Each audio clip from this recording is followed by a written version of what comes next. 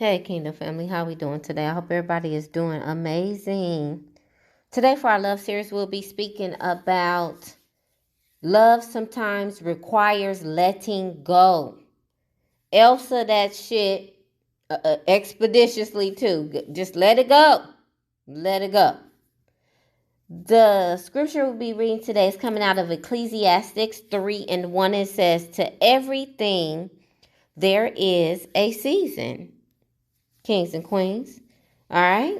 Now you've heard that before. But some of you people do not like to let it go. Let it go.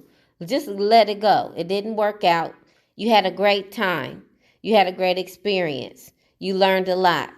But let that shit go.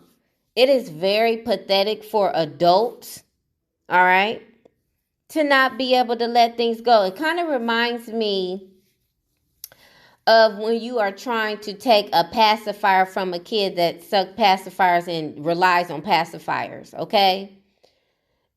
Everybody that's had this type of kid knows that it's a battle, all right? But at some point as an adult, you look utterly ridiculous.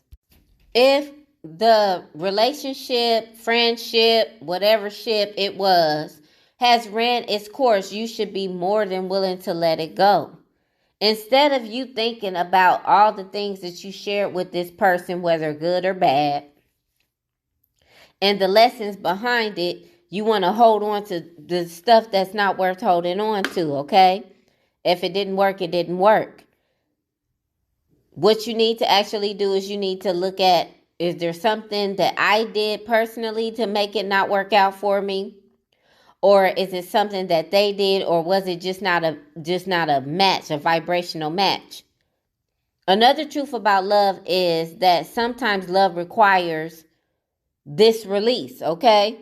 And so when you are a mature adult, you understand that.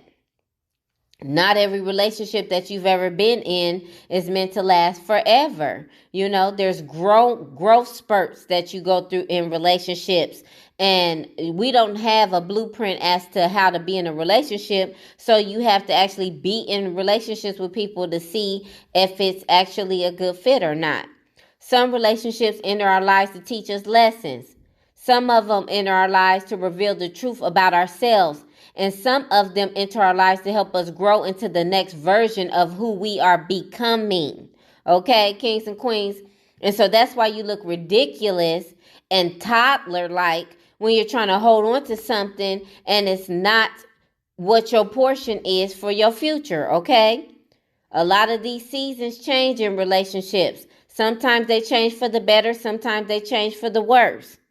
Letting go does not mean that your love is going to disappear from the person. Letting go just means I can't be here anymore because this is not a good fit for me, okay? When you're able to come to that realization, then you'll be able to actually accept all of the things that you've ever been through in that relationship, and you need to move on with your life. Sometimes it means the purpose of the relationship has been completed.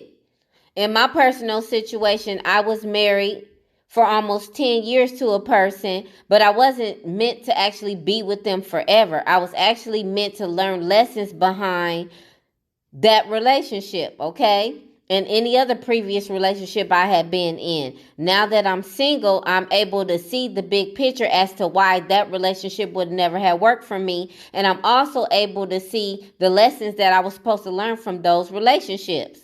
Okay, kings and queens, and I can accept it because I'm mature that it was not a good fit. It wasn't even in alignment with what my belief system was. It wasn't in alignment with the mature person that I am today. It might have been a relationship that fit for the person that I was before, but I'm not that person anymore. So it would never be a good fit for who I am today. All right.